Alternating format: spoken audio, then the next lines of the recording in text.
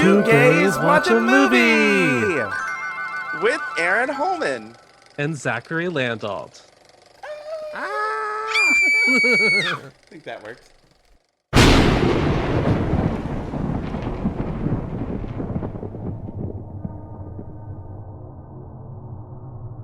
Hi, I'm your host, Arron Holman. And I'm your other host, Zacary Landolt. And today, in honor of Halloween, we are watching Hereditary. Hereditary is a 2018 American horror film that was written and directed by Ari Aster. It stars Toni Collette, Alex Wolff, Millie Shapiro, Ann Dowd, and Gabriel Byrne. And Ann Dowd was good in this. Yes. Hereditary premiered on January 21st, 2018 in the midnight section at the 2018 Sundance Film Festival and was theatrically released in the United States on June 8th, 2018. It was a critical and commercial success, making over $18 million on a $10 million budget to become the highest grossing. I'm drunk. I'm not yet, but we'll get there. All right. It was a critical and commercial success, making over $80 million on a $10 million budget to become the highest grossing film worldwide for film company A24. Hereditary tells the story of a miniatures artist, Annie Graham, who lives in Utah with her husband, Steve, their 16-year-old son, Peter, and their odd and reserved 13-year-old daughter, Charlie. At the funeral of her secretive mother, Ellen Lee, Annie delivers a eulogy explaining their complicated relationship. My mother was a very secretive and private woman. She had private rituals, private friends, private anxieties. It honestly feels like a betrayal just to be standing here talking about her. A week later, Steve is informed that Ellen's grave has been desecrated, and Annie thinks she sees an apparition of Ellen in her workshop. At a support group for people grieving a family loss, Annie reveals that the rest of her family suffered from mental illness that resulted in their deaths, and Ellen was a significant figure in raising Charlie. She's completely manipulative, until my husband finally enforced a no-contact rule, which lasted until I got pregnant with my daughter. I didn't let her anywhere near me when I had my son, which is why I gave her my daughter, who she immediately stabbed her hooks into. Later, Annie's son Peter lies that he is going to a school event in order to actually attend a party, and Annie forces him to take Charlie with him. While unsupervised, as Peter goes off to get stoned with friends, Charlie eats cake containing nuts, to which she's allergic and falls into anaphylactic shock. As Peter drives her to the hospital, she leans out of the window for air. When he swerves to avoid a dead deer, she's decapitated by a telephone pole.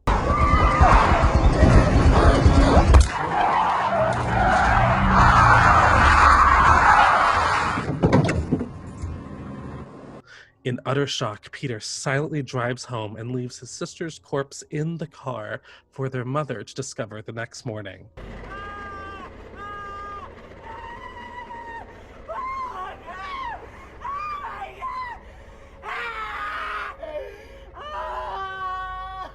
As the family grieves following Charlie's funeral, tensions rise between Annie and Peter. Okay, so fine, then say what you want to say then. Peter. I don't want to say anything. I've tried saying Okay, so things. try again, release yourself. Oh, release you mean? Yeah, fine, release me, just say it. Just fucking say it. Don't you swear at me, you little shit! Don't you ever raise your voice at me! I am your mother! That's a lot. And such a good movie.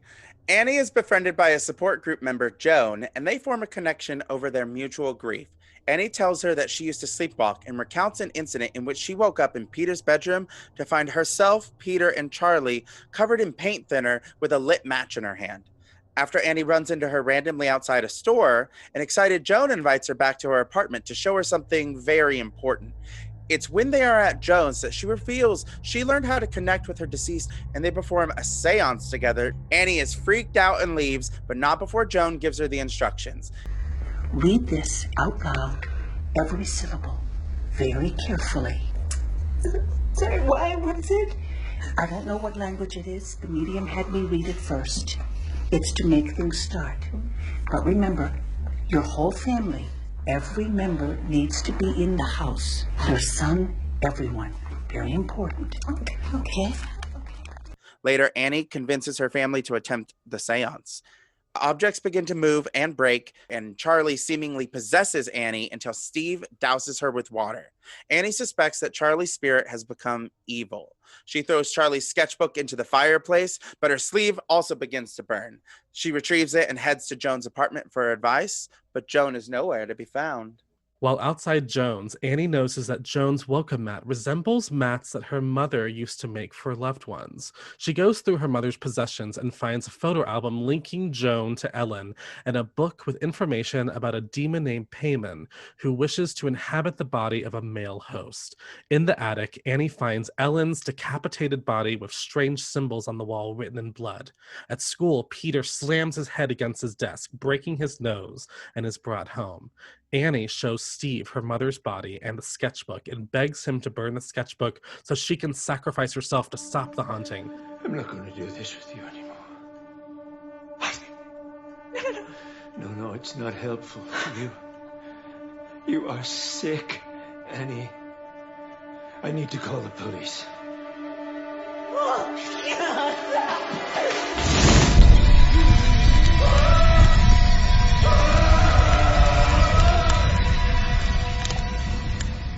Annie throws the book into the fireplace, Steve bursts into flames, and Annie is immediately possessed. Later, Peter wakes up only to find his father's body. Annie chases him into the attic, which is decorated with occult imagery. Levitating, a possessed Annie beheads herself with a piano wire as the naked coven members watch. In the shadows of the attic, Peter jumps out the window. As he lies on the ground, a light enters his body and he wakes up. He follows Annie's levitating corpse into Charlie's treehouse, where Charlie's crowned, severed head rests atop a mannequin. Joan, the other coven members, and the headless corpses of his mother and grandmother bow to him. Joan addresses him as Charlie and swears an oath to him as Payman, stating that he has been liberated from his original female host's body and is free to rule over them. You are Payman, one of the 8 kings of hell. We have looked to the northwest and called you in. We've corrected your first female body and give you now this healthy male host. The film ends with the coven chanting his name. Hail Payman! Hail Payman! Hail Payman!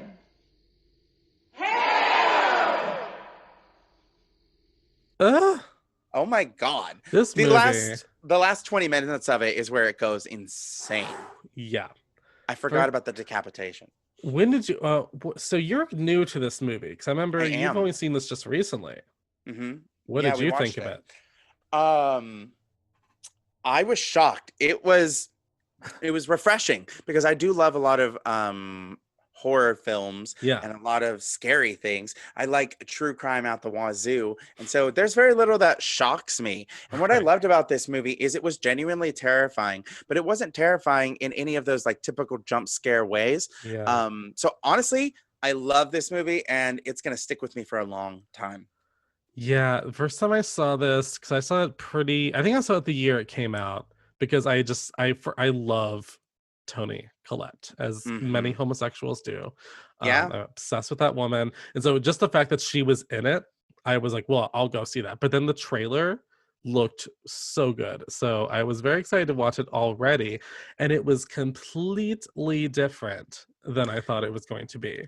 Yeah, that was something I heard about, was that the trailer was very misleading to how the movie itself ended up playing out. It looked a little more like a family drama, a tight-knit thing. Yeah. And that the Charlie character, the younger daughter, was going to be a much larger role than they ended up being. Well, yeah, I read that the director, that was a very intentional choice of his, that he wanted to trick the audience into thinking she was one of the main characters of the movie, so that when she died, because she dies very early in this movie, and that's the thing.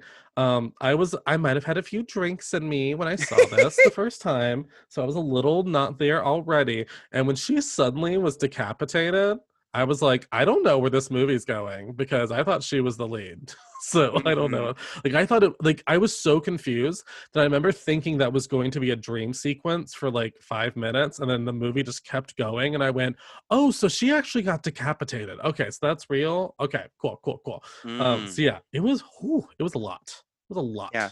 You know, that's actually one of my favorite scenes because of how by surprise I was took. Because, you know, up into everything that I'd known about the movie, I expected the same thing. I expected this to be our demon, you know, with the clicking noises and how uncomfortable that they blowing away people. She was.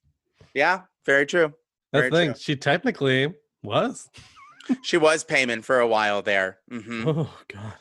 And the other thing that really creeps me out about this movie, and this is one of my favorite types of horror movies because they just get to me, are horror movies where you find out that almost everything in the movie was predestined for the person to go through. Like they're like at the whim, I feel like Toni Collette and her entire family were doomed the second the movie started, and there was no like outsmarting anything to like not like their entire lives have been orchestrated.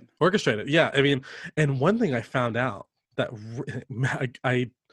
I've seen this movie a lot, so I don't need to watch it again because it's a lot of movie. It is a lot of film to take in. Yeah. But I read that if you watch the movie, that you'll find cult members in all parts of the movie. Like apparently even one of his friends that he's smoking weed with under the bleachers is later one of the cult members that's bowing in the treehouse. So it's all these like people that were positioned to like be close to the family in some way so they could monitor that everything was going the way it was supposed to. And that's just creepy. It is, when it is that giant sort of conspiracy thing around. You know, what it brought to mind for me was it brought to mind the movie The Village by M. Night Shyamalan. And it brought to mind even The Sixth Sense from him, where it just like all the pieces came together. And that's what this movie did for me too, which makes the fact that it was Ari Aster's directorial debut movie. Unbelievable. What a masterpiece. It's insane. And it wasn't originally supposed to even be a horror movie. He was making it as a family drama. And then apparently the more he thought about the idea of there being some sort of a curse or like a paranormal level part, like a twist, plot, another layer. Like how that would be even creepier. So, oh God, yeah. Well, let's talk about the title of the movie because it's right there. Hereditary. Family. If the movie had not been the horror film, if it had just been that family drama, then the Hereditary things would have still been their psychological, the mental illnesses. Yeah. Well, because that was real. Well, and I remember he said that one of the big themes he was exploring is the idea of trauma and how it can ultimately change someone, like not for the good. like it can destroy people. It can destroy people's psyche. That's real. That's some real shit. So yeah, this could have been just, I mean, this thing, if you take out all the demon and all of that, which is very creepy, yes, this was just a movie about a poor son that killed his sister and then didn't do anything. Like that could have been a whole movie. I remember thinking at the time, you know, even this demon shit, that could like not be here right now. We could just be following this insanity. Yeah, then it would have been like it would have been so hard. I think it actually would have been harder to take and stomach if it had just been like, you know, dealing with the aftermath of an accidental decapitation. We know what the sad thing is? I bet if this had just been a pretentious art house drama, maybe Toni Collette would have been nominated for this movie, which she was not. Which I am still salty. I'm salty. I agree. Toni Collette, what it felt like is she took everything from the United States of Terra and her ability to do those switches, those sudden switches. Watching her be possessed in this movie freaked me out. Those are my favorite moments. How gaunt she can look, like on command. She goes from that normal to just boom. Not to Dead. jump around like Toni Collette on the roof of the house, but oh my god, the end of the movie when when Oh he's my God, looking I for hate her it. and suddenly the camera like pans down and you see she's on the corner of the roof. I went, oh, like we were screaming in my house Mhm. when we saw this. When she finally like flies down like a spider monkey, that was too much.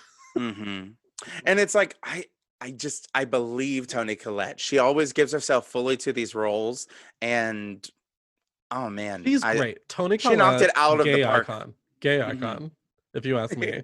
I don't even think she needed to win an Oscar for this, but the fact that she was not even nominated.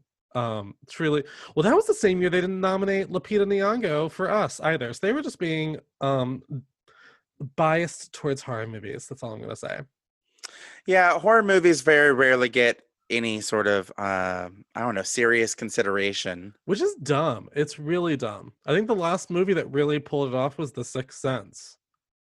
Oh man, that's a long time ago. Yeah, and what's weird about that is to me, The Sixth Sense is very similar to this movie, like you said, in the hmm way that it deals with family dynamics. But Hereditary was far scarier, Well, in my so yeah, for sure, opinion. for sure. Oh, for You sure. know. But it's like similar, the ideas of like blending the mundane day-to-day human interactions with really terrifying imagery.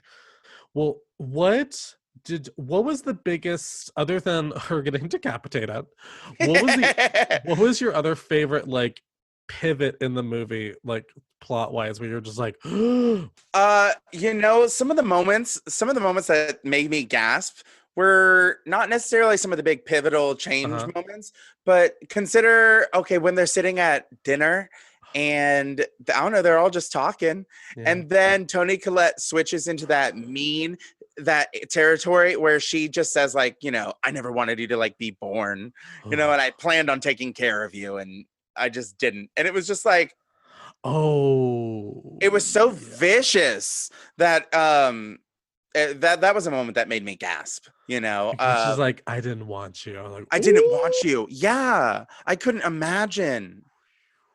and then admitting she tried everything to like have a miscarriage. Correct. Chilling. That was one of those moments where I was sitting there going, and it's even making the hair stand up on like my arm right now, because it's one of those moments where I realized I'm not watching a normal horror movie. Well, You you know what's know. fascinating about that is that in her brain, because she was like, I was trying to save you. And it's almost like her internal instincts were telling her that if she had this child, that they were doomed. It was like her last bit of her soul trying to protect her from having it. Because she like knew instinctually that her brother had died, her father had died suspiciously. And there was the whole thing where she says that her brother said that their mother was trying to put people inside of him. Like there's, I think but part of her knew bad things were to come. And so that's why she even knew to keep her mom away when she had her son. What I'm wondering about that though is, okay, we're going into some spoiler areas with it. Oh, the whole show's a spoiler. We told whole the whole thing. plot. Okay, so what I don't understand is Ellen was the leader of this cult, right? Or at least like I don't. She was their spiritual leader. I don't assume she. Well, I mean, I guess I don't know for sure. I didn't so much even think of her as a leader, but more as like, well, I guess technically a leader, but like, I think she was just someone that was orchestrating this huge payoff in the afterlife by providing the host body. And so I think she had sold her soul for some sort of essentially just like becoming like a chosen, becoming like I think the sacrifice. I feel like she sold her soul to have like riches and whatever in this life and the afterlife. And I feel like the last part of her journey was about reconnecting with her family so that she could make sure that the child would be available to be the host body. Yeah. Well, what I'm just not getting is, if she was so involved in the cult and the cult is so encompassing, look how many people are involved in it, the from all the characters that are layered throughout to like the people that are in the shadows that you can barely see in some scenes, but they're there. Sure. Why did she not raise them in the cult? The easiest way to create a cult member is to just give birth to one, Well, isn't it it? sounds like from the way their backstory sounds, again, I'm just making my own interpretation. It sounds like she probably got into that cult after she was with her husband because Ah, he did not he literally starved himself so that he would die. So I think when he figured out what she was a part of and could tell that she was going to do some very dark evil things to get what she wanted, that he was trying to check out. And then her son did the same thing when he committed suicide. damn. And so yeah, it's dark stuff, y'all. It's dark It stuff. is. But like I said, what I love about it most is that it's not those typical just like tense moments that build up and jump scare, you know, it's not Yeah. something jumping out. It was just like a beautifully crafted tension that built to a wonderful climax. Like I said, that last 25 minutes is a masterpiece Do you know worth what the whole rest of the movie setting up to. well, do you know I never thought could be so terrifying? Someone going, oh, I gotta tell you. Okay, so at the time when I saw this movie, I was dating my ex-boyfriend. And I remember we watched this movie and he thought it was very funny after the movie was over to just lean over to my ear and just do the, and I told him, I was like, if you do that noise when we're in bed later and it's dark and it's the middle of the night, I'm going to flip out on you. And he tried. He definitely tried. and And then he ran into your knife 10 times. It was not cute. Oh, let me tell you, he would have had it coming. But yeah, the fucking little girl, so terrifying. And she was from like Matilda the musical. What? Really? She was one of the girls that once shared the Tony for Matilda. That's why I recognized her? I guess so. All right, I'm such a musical theater queen. Yeah, that's where I recognize her from. That's so... You're like, oh, she's Matilda. Oh. Well, where's the dancing? Oh my god. Okay. Oh, so other thing that I was obsessed with. I loved the slow build of Anne Dowd and finding out her full involvement with everything. That was also brilliant. Me too. Besides Toni Collette, Anne Dowd was my favorite. She towed the line between, I'm a support group woman and I'm here to help you. Right. And I'm here to just perfectly manipulate you and get you set up. And she did it so perfectly because she didn't like immediately connect with Annie. She just saw her at the group, so that one day she go, oh hey, I saw you at that group once. Oh whatever, and then tricks her into casual. Thinking, right, and tricks her into thinking she's doing a general seance when really she's conjuring payment. Like that's fucking terrifying. Oh, and then when you find out the welcome mat thing, which she figures out. But can I say though? Plot hole. I'm gonna say plot hole because that welcome mat was at her place the first time she went there, and I remember her going like, interesting, and I just don't know why she wouldn't go. Well, I guess she does say like, oh, nice welcome mat. My mom used to make those. But I'm like, your mom didn't just make those. Like she made ones that looked exactly like those. I just it was a tad convenient plot wise. That's all I'll say. Yeah, I understand that. Just like one of those things where they're like, well, we just needed another like hint. Oh, so what was some of your scariest moments in this? Something that really got me towards the end when she's trying to destroy the journal, she throws it in and her arm catches fire. I don't know, I guess I have like a fear, respect for fire. And I super love when she goes and gets the husband, brings him down, and is like, look, I can prove it. Oh my God, I was not expecting it. She threw it in. Yeah, she was willing to burn for it. But then when he just lit up and her face, it is stuck with me. I can literally see it right now. Her just horror of like, I killed him. Oh yeah. And then possession. Immediately, boom. Fucking possession. The thing I found creepiest about this movie, and let me tell you, there are reasons to go back and watch this movie again because look for all the hidden imagery that's in the entire movie. Because did you see the scene I'm not talking about when they're like in the house and stuff, but did you see the shot where it shows the outside of the house, like a big aerial shot of the house, and there were just all these cult members naked in the woods around the house? Yes. Oh, Yes. Like far out in the woods. yeah, and they're just there. If it's a flash, but you suddenly see that they're like all around the house. I caught that, and because it was my first time watching the movie, but I was Yeah. trying to watch it very critically, and Yeah, so yeah. I caught that, and I also caught. I was very quick to catch on to.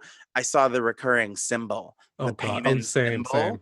Like I did not miss When they that zoomed any in time on her it popped up. necklace at the funeral, I was like, so that's important. I went, there's the symbol. Yeah. And I was That's like, the "Don't know what it symbol." is," but that's the one. Pointed it out to my partner, and he was annoyed with me by the time. By the time I pointed it out on like the pole, like Mhm. I The was like, pole. yeah, there's one on one of the telephone Oh lines. yeah, the telephone. Oh yeah. Oh yeah. Oh yeah. It's like, No- well, everything is orchestrated. Now, did you have any unintentional laughs in this movie? Because I did.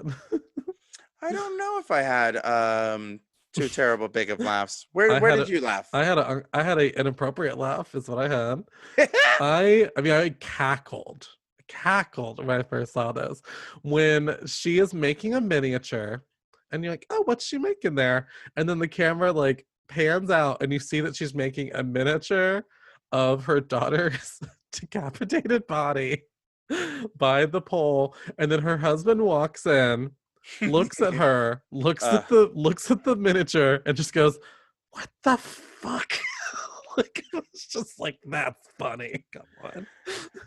I really, really liked the miniatures thing. Oh, so creepy. I thought it was a great, great detail. I love the whole concept of like macro, micro, and things being the same. Oh. You know, the way that she orchestrated and the way that she processed things by like creating those models, it's so awesome. You can sit there and look at the way that the cult members cultivated, you know, the whole experience to get what they wanted out of this family. It was the same way. You know what I heard? I heard that they built all of these sets like a dollhouse, like dollhouse style, so that they could pull out walls and stuff for cameras, so that they could make it like they could do the trick grave it looking they like tried to copy it as close. Yeah. Oh, it worked really beautifully, I thought. Do you want a little piece of trivia about this movie?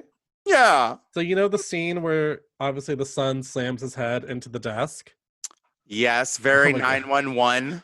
So in an interview, Alex Wolff, who plays the son, explained that he wanted to actually break his own nose for the scene where his fuck? kid, yeah, and the director and Ari Aster was like, no, we're gonna give you a soft like cushioned desk for the scene, but he didn't know that there was still like the bottom of it was hard, like it's still like a hard thing. So when he slammed his head into it, he dislocated his jaw. Oh my! So he got to God. get injured. So and it's the shot that's in the movie. So like if it looks aggressive, it's because it is. Because he also thought it was gonna be safe. Ah! He honestly, this kid, he's very talented. I will say that. Great actor. He sounds like a little bit of a method actor, like one of those guys like, I want to do it for real because I'm a real actor. And you're like, it's acting. Like just fucking act like you broke your nose. Wanted to break his nose. Can you imagine? Is it okay if I actually break my nose for the scene? Like, and they're like, no, you can't break your nose. Wouldn't it be hilarious if that was like the first scene that they were shooting too? Could you imagine? Like, no. He's like, we've got 6 more weeks of this. So like, no. Oh, well, do you want to know some trivia about that? I would. They made this movie in 32 days. Oh my Isn't God. that insane? It's really insane. Epic. Very People impressive. that don't realize that's short. That's short. Any shorter than 60 is very fast. Yeah. Well, it was his first movie, so I'm like, damn, dog. Okay. Well, he just came ready to work. And also, it's a big credit to, we haven't really talked about it, but like the casting was just so perfect for this entire film. Every single person was, I mean, they were all wonderful together. The chemistry was perfect. Do you want to hear something funny? Yeah. The son, Alex Wolff, and Gabriel Byrne. He's not my type of actor, if you know what I mean. I don't watch scenes with Gabriel Byrne. They played father and son in something else, like 6 years before this. So it's kind of like, oh, you again. So what if it's why they had such good chemistry? They had such good chemistry. And then Toni Collette can just work anything. And Ann Dowd, Ann Dowd to me, I call her the other Margot Martindale because I feel like they're right for all the same parts. I don't know. Yeah. Is that offensive? They give me the same vibe as actors. Well, what Ann Dowd was serving me in this sure gave me some Kathy Bates is what I was getting. Oh, from for her. sure. That's this what is I was Kathy Bates on. part too. Yeah.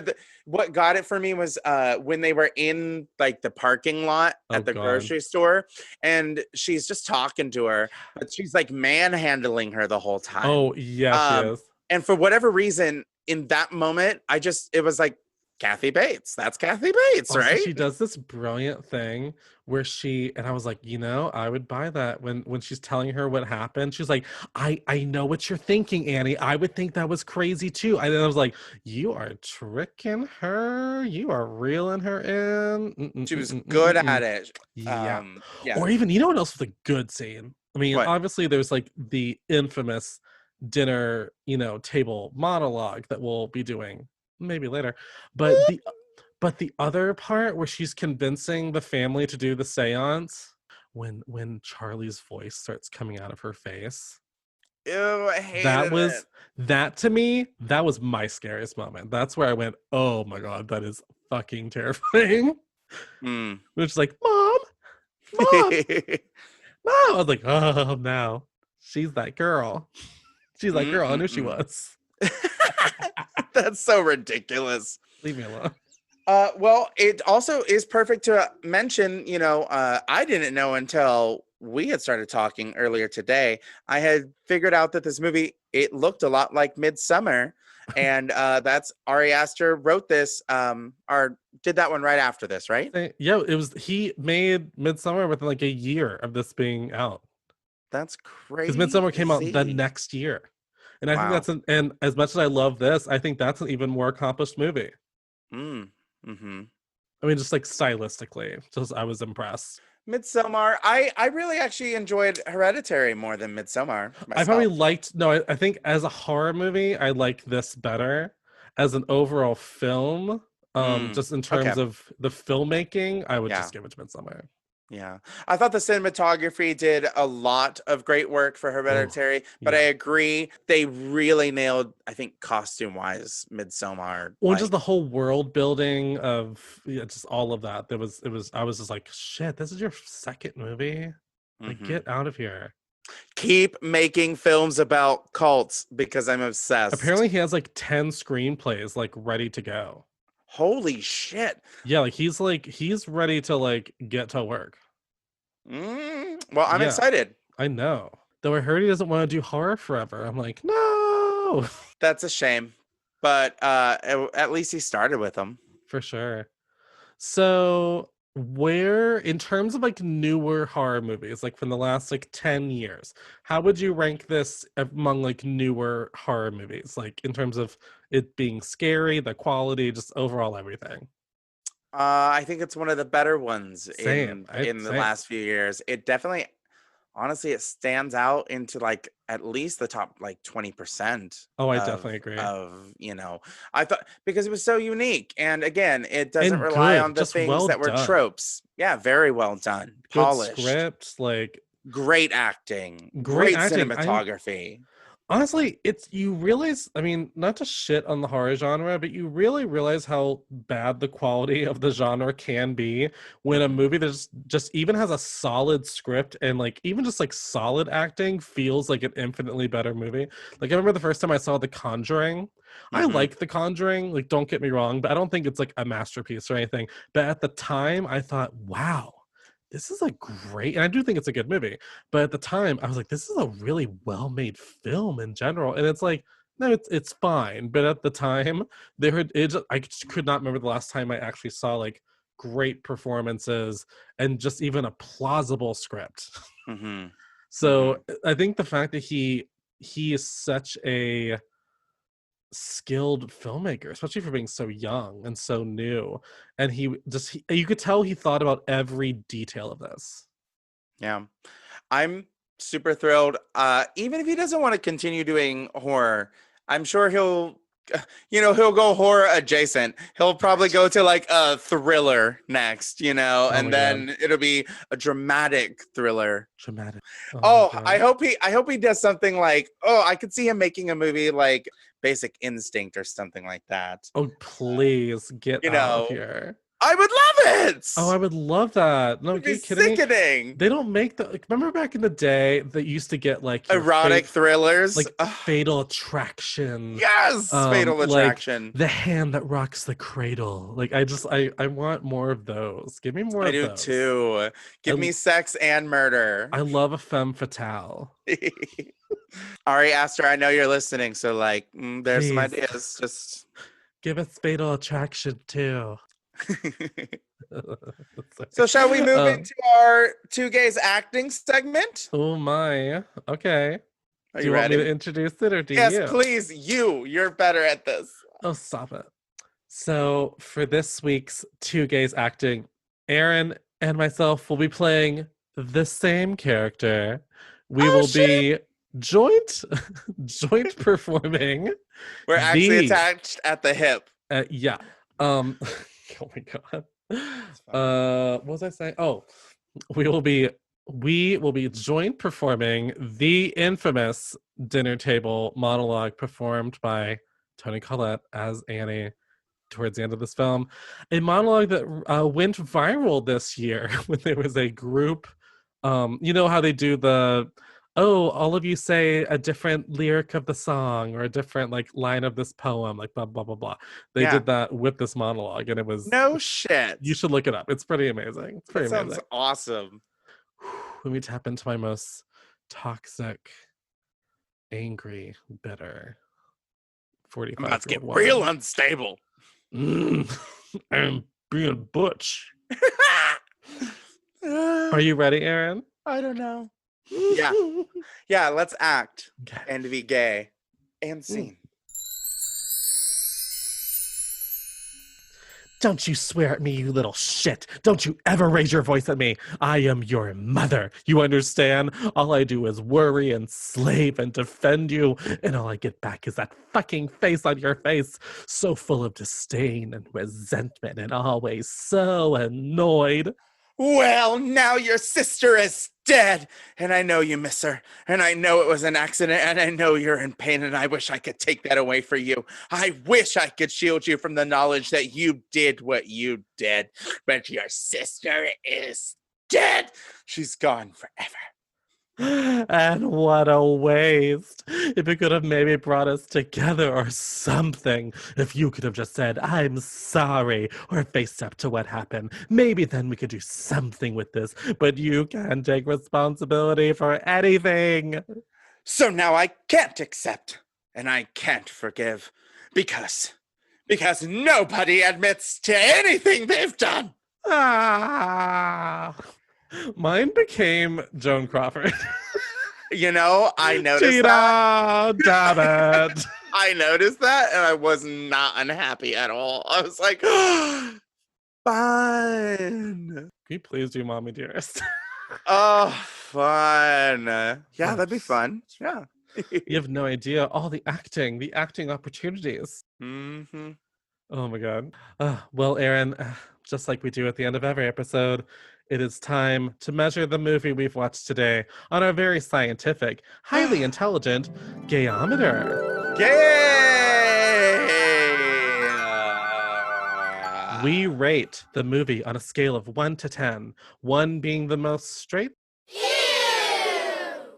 and 10 being the most gay.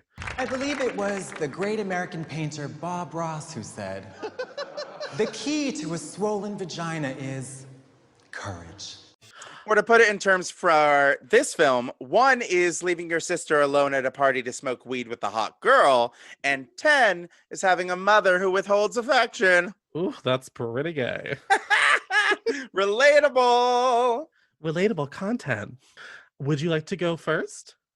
You know, I will go first because All right.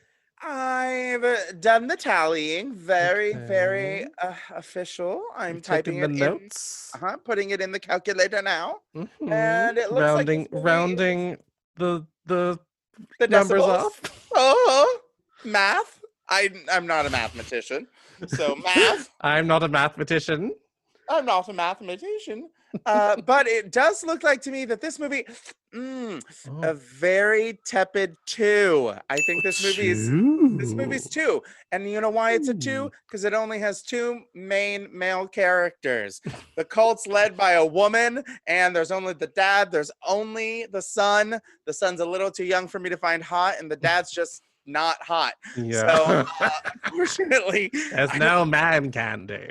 There's no man candy. And the demon Payman, we never see him, so I don't know how big is he hot? I don't know. Yeah, I don't think he's hot. So I'm gonna go with 2. It's a tepid 2. A tepid 2. A tepid 2. Interesting. Okay, I'm taking that. A tepid 2, yeah. I'm just feeling my oats. Okay, I'm taking that information in and telling you we're going to carry the 1 and we're going to subtract. Okay, so I'm going to take into account, I think Toni Collette's mere presence makes us at least a 3. I will say you take Toni Collette plus mommy issues plus miniature dolls and little miniature models. I'm going to give this a 4. Wow. 4. Lovely. Okay. Well, Arron, any last thoughts on this film before we wrap things up? If you haven't seen Hereditary yet, then I don't know what you're doing here. But in case you haven't seen it in a while, do yourself a favor, watch it. It's perfect for a day like today, this lovely Hallows Eve. Also, if you're in a place where it is legal for you to smoke some weed with us, I would say do that. Absolutely. Do that. Yeah, do that. Please. Well, Arron, where can they find us on social media? On social media, I am... social media. I am at A-Hole Human on almost everything. And if I'm not at A-Hole Human, then it's probably Arron Holman. So you know how to find me. Arron, a Holman. If you don't, I don't want you to find me. Oh, he wants you to find him. Yeah, I bet you can find him. Listeners, you can find him. Yeah. He's a whole human. Mm-hmm. It's like Pinocchio. He's a whole boy. Shut up.